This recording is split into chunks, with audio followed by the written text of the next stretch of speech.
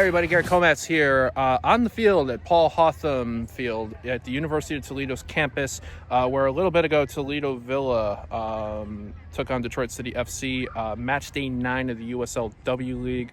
Big battle for Detroit City FC in their final two for the Great Lakes Division. Going into today, 1 point behind AFC Ann Arbor, who their ninth matchup is not until 2 days from now, Friday night. This was not the same battle between the two sides. The first matchup between Toledo Villa and Detroit City at Keyworth Stadium a month ago was a 6-0 Detroit City FC win. Toledo Villa made it difficult, but 2 goals in the first half by Detroit City. Nina Ferraro and then Ella Karolak sees Detroit City FC come out 2-0 winners.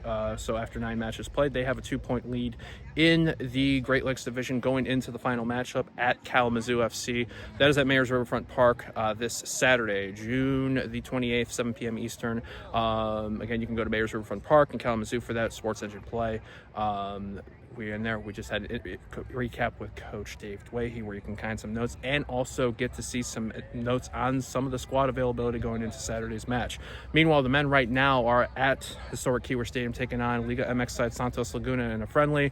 As it was going into the second half, it was Santos Laguna with a 1-0 lead. Plenty of two-team players playing for Detroit City FC today in that squad. Tenda Makruba in goal, so it's a good opportunity to get the legs going. Next match for them after this is Jägermeister League Cup, sponsored by Tito's Vodka, Saturday, June 28th, 7 p.m. at Hartford Athletic. That's on WKBD, TB50, or ESPN Plus. And also look on the Detroit City FC Club website, and the NGS cares for a big watch party event going on at Detroit City Clubhouse if you are not going to Kalamazoo for the women's match. So that is it here for the recap. Stay tuned then for the post-match recap with Coach Dave Dwaihy, and we go onward. Call. We are here with Coach Dave Dwaihy at Paul Hotham Field, Toledo, University of Toledo campus, after a hard-fought win for Detroit City FC, 2-0 the final, goals in the first half. Nina Ferraro, Ella Karolak. Coach, tough matchup on Wednesday. You had a bit of the heavy hitters back in the lineup today. What was your takeaway on the match? How did you feel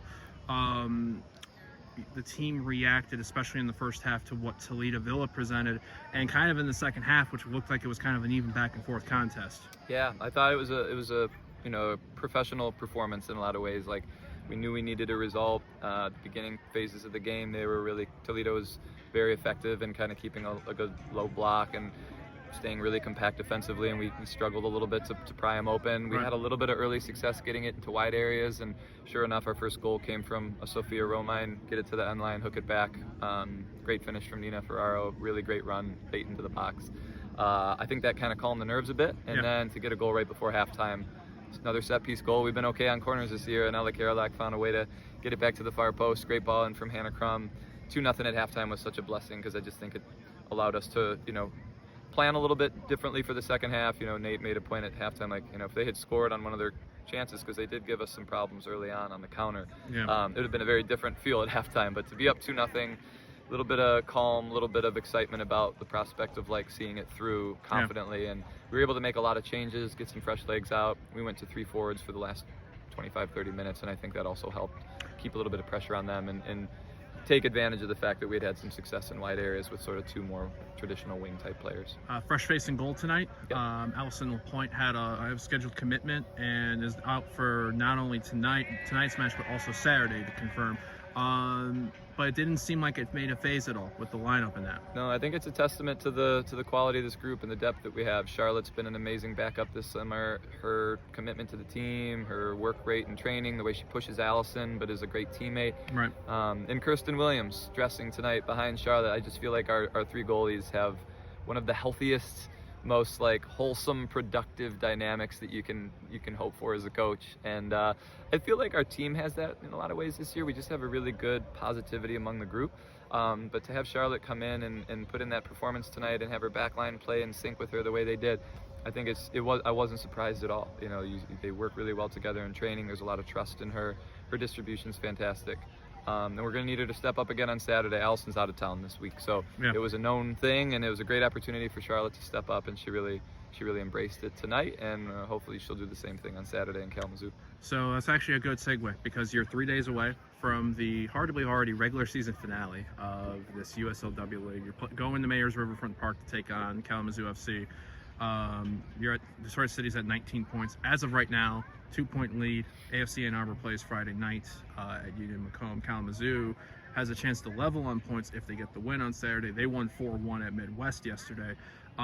What should folks expect on Saturday? What are we looking, as far as you know, like squad personnel availability that you know of right now? Yeah, I think it's going to be a fairly typical last game of the season in the W League. You've got a lot of players starting to head out, trips, school commitments, vacations, all that stuff, and so we're a little light, and I think Kalamazoo is too, from what I understand. Yeah. But there's a lot on the line, and I'm hoping that the group that we have will step up, and no matter what happens on Friday night, we know that we don't have a chance unless we get a result in Kalamazoo, and specifically a win. So yeah, we're really going to have to come into that game with the same mentality that we had tonight, where try not to put too much pressure on the result, focus on the performance, but have a little bit of that, like, well, backs against the wall, we got to get after it. And if the game stays even as time wears on, we might have to get a little bit more aggressive and a little bit more desperate to get a goal. As far as some of the personnel names that are going to be out that you know of off the top of your head? Yeah, no Sophia Romine, which will hurt us a lot because Okay. she's just been so fantastic this summer. Yep.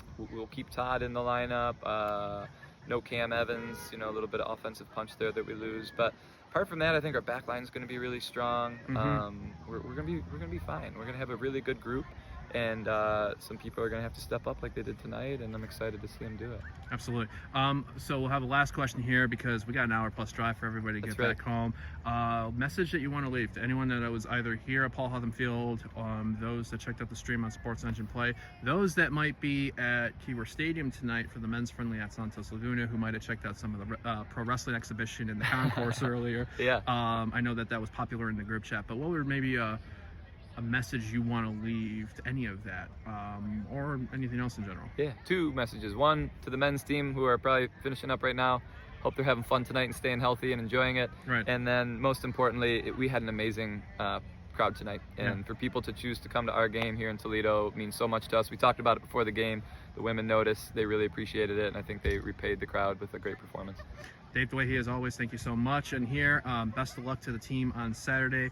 Closing it out, depending on how Friday goes, you might have There's a chance. coronation We're hoping. ceremony. We're hoping. All right, thanks as always. Thanks so much, everybody.